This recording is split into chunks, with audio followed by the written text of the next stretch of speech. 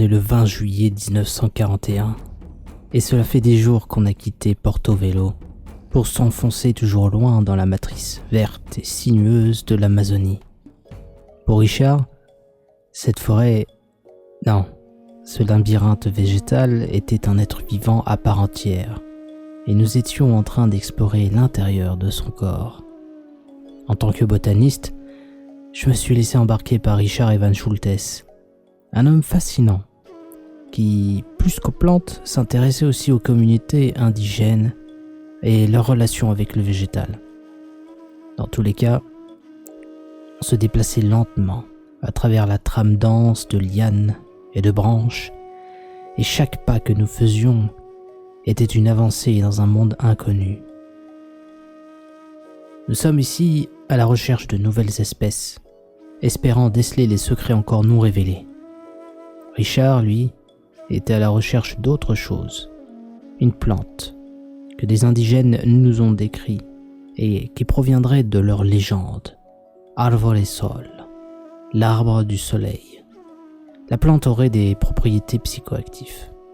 Il n'en fallait pas plus à Richard pour qu'on se transforme en brigade de l'étrange.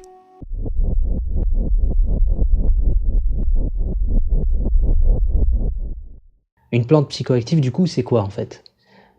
Tout simplement, c'est un végétal possédant une molécule particulière qui va entrer en interaction avec notre système nerveux, notre cerveau. Elle va commencer à modifier notre conscience, donc on va forcément accéder à des états de conscience dits multimodales, donc comme avec la sortie hors du corps, comme avec le rêve lucide. Là, on sera plus vers une espèce de transe, avec des visions, des hallucinations auditives et visuelles qui vont beaucoup dépendre de notre psyché, de ce qu'elle a à nous apprendre. Donc la plante est une sorte d'intermédiaire par rapport à ça. Mais elle nous fait rentrer aussi dans un autre univers, celui du non-humain. En tout cas, c'est comme ça qu'on peut l'interpréter. De quoi est composé et comment est cet environnement? Je pense qu'on peut se rapprocher de la théorie qu'on a abordée avec les voyageurs hors du corps, c'est-à-dire une espèce de alam al-mital des soufistes, un endroit, un environnement qui est composé d'idées, qui est composé de pensées, d'émotions, de concepts, qui prend en compte les humains, la nature, tout le cosmos en réalité. Donc c'est comme si on accédait à une espèce de base de données, au lieu où qu'on avait la possibilité de naviguer dans n'importe quel site sur le web. C'est ça être un voyageur de la conscience et il y a plein de façons différentes de le faire. Au-delà de ça, les psychoactifs peuvent avoir d'autres effets. Au niveau moteur notamment, on peut commencer à bouger d'une façon différente. On peut verbaliser d'une façon différente ou être dans une intériorité. L'expérience est en tout cas complète. C'est comme si d'un coup, la conscience était imprégnée par un intrus, comme s'il y avait un intrus dans la conscience qui switchait en fait celle-ci dans un autre mode de fonctionnement qui était, comme le dit en fait à juste titre Romuald Le Terrier, le mode aléatoire.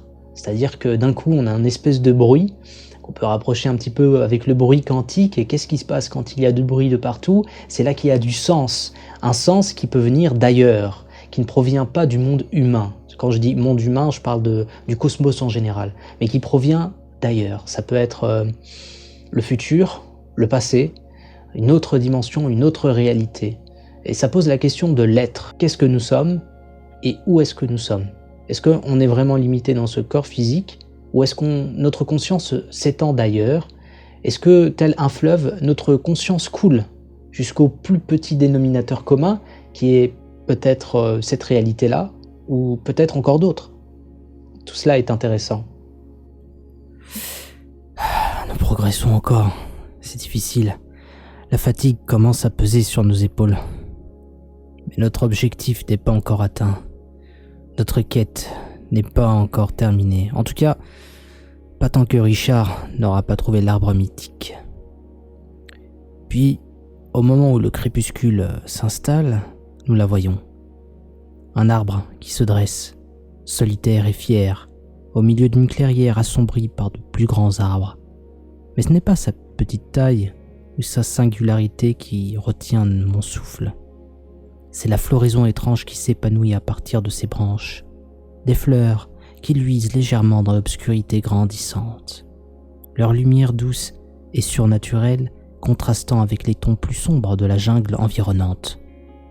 C'est un spectacle à couper le souffle, une vision presque fantastique. Nous approchons lentement avec une sorte de révérence. J'ai la sensation d'être le premier à découvrir ce merveilleux secret de la nature. Des fleurs phosphorescentes qui jettent leur douce lumière sur nos visages émerveillés, illuminant nos yeux de reflets éthérés. C'est là qu'avec respect, je pris une des fleurs fragiles sur la paume de ma main. Sa lumière pulsait comme celui d'un battement cardiaque. Mon Dieu, mais qu'est-ce qu'on avait trouvé? C'est là que je murmurai comme pour donner un nom à un nouveau-né. Luminarium Divinus.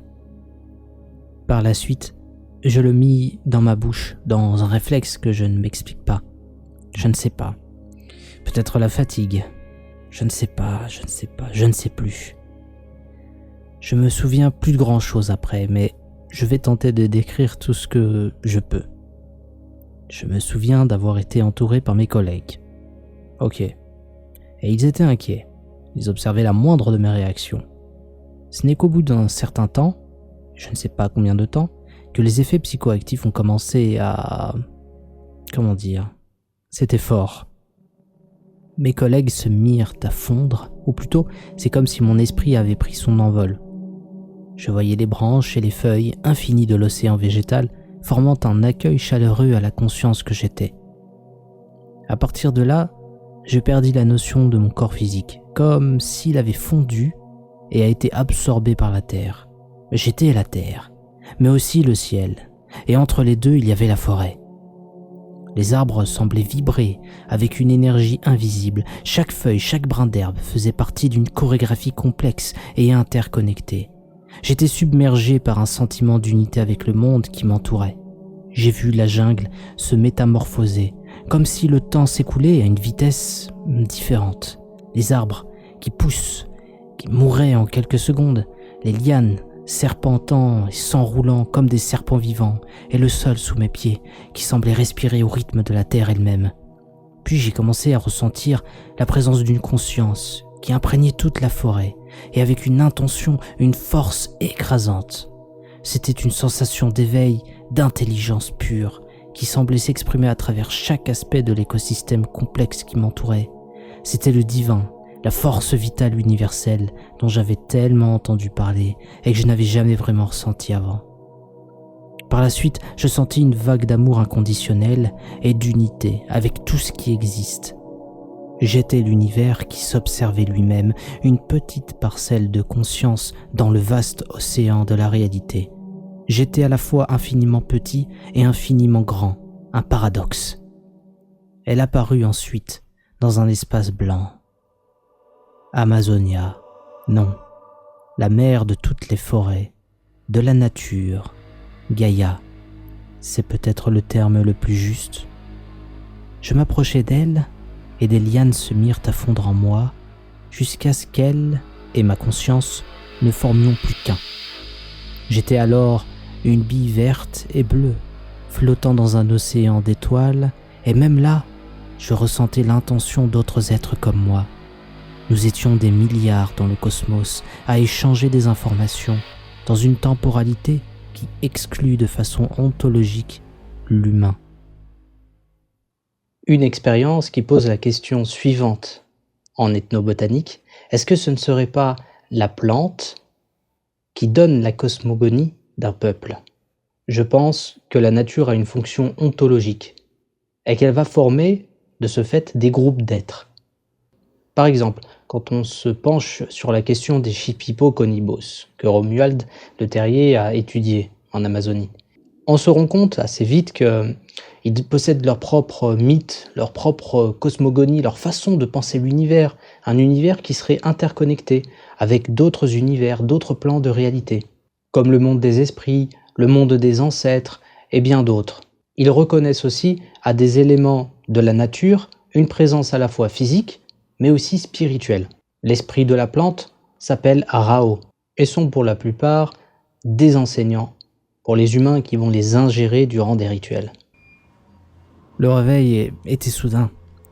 La jungle, l'arbre luminescent, tout s'évanouit dans un flou brillant. remplacés alors par les murs blancs et stériles d'une chambre d'hôpital. Les cris des oiseaux et le bourdonnement des insectes ont cédé la place à un silence clinique, rompu seulement par le bip régulier des moniteurs médicaux. Mon corps, jadis fort et endurant, est maintenant lourd et engourdi. La dernière chose dont je me souviens, c'est cette lumière douce, hypnotique, celle de la fleur que j'ai ingérée. Mais tout est différent maintenant. En tout cas, c'est ce que j'ai pu observer en me regardant dans le miroir. Je suis, confronté à un spectacle étonnant. Mes yeux sont d'un vert intense, un vert qui semble luire avec une lumière interne. C'est comme si la fleur luminescente avait laissé une empreinte indélébile sur moi, une marque qui allait au-delà de la simple expérience physique. Mais tout cela me déroute. Des yeux verts sur fond vert, comme si j'étais devenu une partie de la forêt que j'avais étudiée, comme si j'avais absorbé une partie de son essence, de sa vitalité. C'est à la fois terrifiant, mais fascinant. Les médecins sont très surpris, mais ils pensent que c'est probablement un effet secondaire temporaire, une réaction au composé psychoactif de la fleur dont on ne sait pas grand-chose. Ils m'ont simplement dit que, d'après mes camarades, j'étais sous l'influence de la substance pendant presque 3 jours. 3 jours. L'expérience m'avait paru durer que quelques heures. Mais les jours passent, encore et encore. Richard et les autres m'ont rendu visite, et je vais pouvoir sortir de l'hôpital normalement. Je découvre quand même que mes yeux verts ne sont pas la seule conséquence de ma fusion avec la fleur et j'ai beaucoup hésité à en parler. Je commence en effet à remarquer une nouvelle capacité étrange. Je peux sentir une connexion entre moi et le vivant. Je peux sentir les rythmes des plantes dans ma chambre d'hôpital, je peux presque entendre leurs processus vitaux, ressentir leur essence. C'est un sentiment un peu bizarre, mais réconfortant. C'est comme si je pouvais comprendre la langue du vivant, voilà, c'est ça. Une connexion que je n'avais jamais imaginée possible. Une forme de communication sans parole, sans geste, juste un sentiment de compréhension mutuelle. C'est comme si j'avais été doté d'un 6e sens et cela me pose énormément de questions en tant que botaniste sur ma façon d'aborder les plantes. Les scientifiques, quand je suis rentré au pays, se montrent rapidement intéressés par cette capacité nouvellement découverte. Ils commencent par une série de tests, ils cherchent à comprendre la nature et l'étendue de cette connexion. Les électrodes sont collées à mon crâne, des écrans clignotent, il y a des courbes, des graphiques, je ne comprends pas forcément. Bref, je deviens le sujet d'une étude intense, un cas unique dans le monde de la science et ce n'est pas vraiment pour me plaire. C'est aussi pour cette raison qu'il est important de protéger la biodiversité mondiale. Elle doit être préservée. Certaines plantes détiennent des secrets, on peut même dire des trésors. Et c'est ce qu'on voit en fait dans le travail de Romuald Le Terrier notamment, et puis d'autres chercheurs en ethnobotanique. Et cette relation, cette synergie entre la nature et les humains prend tout son sens avec les plantes psychoactives. Véritable passerelle entre un ici et un ailleurs, un monde et un au-delà. Cependant, pour les modernes que nous sommes, je le dis assez souvent, on doit faire preuve de respect, mais aussi d'humilité et de prudence. On ne doit pas commencer à s'accaparer cette richesse et penser que l'on peut prendre ce genre de plante comme si c'était du Doliprane. D'ailleurs, Romuald Le Terrier a enquêté à propos de l'ayahuasca, que vous connaissez peut-être déjà. C'est le couple psychoactif de 2 plantes maîtresses qui, une fois mélangées, vont permettre à la DMT d'être actif dans le cerveau. Mais aussi, on a pu observer la profonde transformation qu'elle induit chez la personne qui l'ingère. Et les visions qui sont provoquées par la plante sont souvent interprétées par les peuples racines comme étant un moyen de communiquer avec l'au-delà, le monde des esprits, donc un espèce de lien entre le plan physique et le plan spirituel.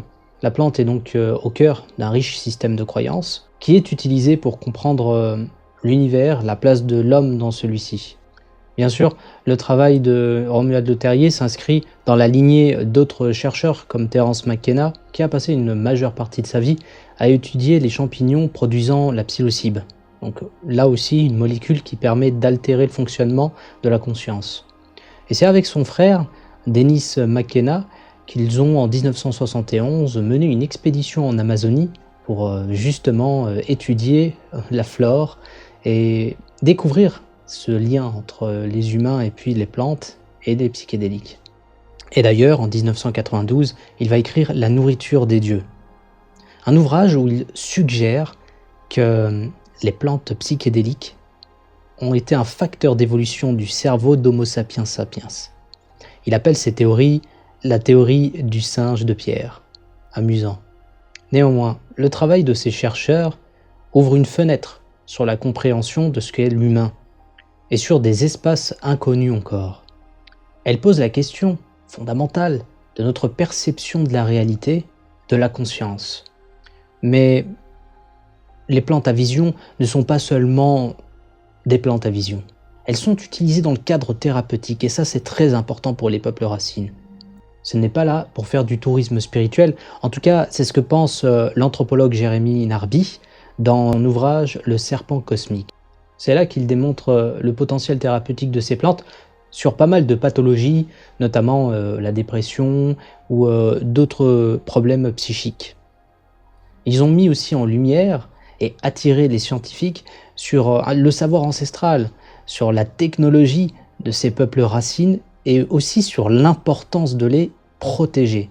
Les protéger contre, par exemple, la déforestation. On a besoin de l'Amazonie pour avoir ce genre de plantes, on a besoin de la biodiversité, on a besoin que ces lieux soient préservés. Les protéger aussi contre nous-mêmes, contre l'assimilation culturelle, contre tout ce tourisme qui est fait sans conscience, où des gens risquent leur vie et leur santé mentale quand c'est mal fait. Là où autrefois on pouvait parler de génocide culturel quand on imposait sa propre culture à celui d'un peuple qui était dominé, là on peut parler de la dissolution d'une culture, quelque chose qui se répand partout et qui perd de sa saveur, qui va perdre de son authenticité en quelque sorte. Et tout cela est important parce qu'elle concerne notre relation avec la nature. Parce que la nature, elle n'est pas notre ennemi. Elle n'est pas là à être domptée ou à être contrôlée. La nature est nous-mêmes, à comprendre et à explorer, ce qui est différent. Nous sommes une seule et même chose, enchevêtrés dans un espèce de tissu de la réalité et de l'existence, qui ne distingue pas l'arbre de la forêt, ni la goutte de l'océan. On est le reflet de cette complexité engendrée par des milliards d'années d'évolution. Nos esprits sont des écosystèmes de pensées, d'idées, d'émotions, aussi diverses et interconnectées qu'elles seraient par exemple une forêt tropicale. On peut voir alors les psychoactifs comme des facilitateurs qui vont permettre à l'humain qui est prêt, dans le respect, d'accéder à un point de vue global, de mettre la lumière sur une problématique. Un petit peu comme le voyageur hors du corps, le voyageur de la conscience, qui lui par contre accédera à toute autre chose et d'une façon très différente. Des ponts aussi entre l'humain et le non-humain, quelle que soit sa nature, c'est-à-dire les animaux, mais aussi les esprits, pourquoi pas aussi l'esprit des ancêtres. La nature, elle nous invite à être des Magellans, des explorateurs, pas des Cortés, conquérants et sans respect. Ces plantes, mes chères voyageuses et voyageurs, ont beaucoup à nous apprendre et peuvent nous apprendre beaucoup de choses quand on les aborde avec respect. Cela faisait longtemps que je n'avais pas écrit dans mon journal. On est le 24 décembre 2041. Un siècle a passé depuis mon étrange expérience avec la fleur luminescente. J'ai beaucoup changé. Aujourd'hui, mes yeux verts sur fond vert ne sont plus uniques, mais la norme. L'étude de la fleur a permis à la science de comprendre ses propriétés et son potentiel incroyable. Maintenant, chaque citoyen du monde, lorsqu'il atteint l'âge de 33 ans, peut vivre la transe de l'arbre-soleil et acquérir la capacité de se connecter avec le vivant. L'humanité, comme vous le savez, a radicalement changé depuis ce moment. Elle vit désormais en paix, en symbiose avec la nature. La pollution, la déforestation et les autres formes de destruction de l'environnement appartiennent au passé. Nos villes sont maintenant construites en harmonie avec le paysage naturel. Elles se fondent dans la verdure plutôt que de la détruire bêtement. Nous avons appris à respecter et à protéger le monde naturel et ses habitants, à reconnaître son importance pour notre survie, pour notre bien-être. Et nous n'avons pas seulement exploré notre propre planète, Nous avons également pris des mesures pour explorer l'espace. Des cités ont été installées sur la Lune et nous avons visité plusieurs planètes du système solaire. Nous sommes vraiment devenus une civilisation spatiale, portant notre amour et notre respect de la nature au-delà des limites de notre propre monde. Avec notre connexion au vivant, nous avons un nouveau sens de la vie, de l'existence et de la conscience. Nous comprenons mieux les autres formes de vie et nous travaillons en harmonie avec elles plutôt que de chercher à les dominer ou à les exploiter. C'est donc une époque de paix et d'harmonie, une époque où nous sommes vraiment en phase avec l'univers. Je regarde comme ça autour de moi et je me sens rempli d'un sentiment de gratitude et d'émerveillement. Je suis plutôt reconnaissant d'avoir eu la chance de voir mon espérance de vie être multipliée maintenant peut-être par 2 ou 3 d'après les études, et de voir ainsi l'humanité réaliser son potentiel. Je suis impatient de voir ce que l'avenir nous réserve, parce que je sais que notre nouvelle connexion au vivant n'a pas de limite. Et déjà, nous avons les yeux qui lorgnent sur Proxima du Centaure. Mais ma connexion peut aller plus loin. Peut-être parce que j'étais un des premiers à ingérer la fleur. En tout cas, je peux ressentir la vie qui coule dans les arbres, qui bordent les rues de la cité lunaire de Tycho Brahe. Je peux entendre les murmures des plantes qui poussent dans les serres martiennes. Je peux sentir la vibration du vivant qui résonne à travers le cosmos et ses différentes planètes. Je ressens tout.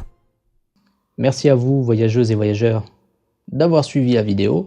Si vous avez aimé, partagez-la, commentez-la, aimez-la, mais surtout, dites en commentaire si vous aussi vous avez eu ce genre d'expérience, soit de la transe via un tambour chamanique, juste ça, ou alors est-ce que vous avez pu essayer la boisson des dieux, c'est-à-dire l'ayahuasca, ou bien d'autres formes de plantes psychoactives ou de substances dans le cadre d'une recherche conscientielle. J'étais beaucoup plus fermé autrefois par rapport à ça, mais force est de constater qu'il y a quelque chose à gratter là-dedans, à comprendre, et que ça rejoint en fait toute l'œuvre qu'on peut avoir en tant qu'humain de comprendre la nature et en passant par contre par les plantes. Bien sûr, voilà, il n'y a pas qu'un seul type de voyageur de la conscience, il y en a plusieurs. Et ceux que l'on nomme les psychonautes sont une forme de voyageurs de la conscience que l'on accueille à bras ouverts maintenant. N'hésitez pas à commenter, on se retrouve à très vite.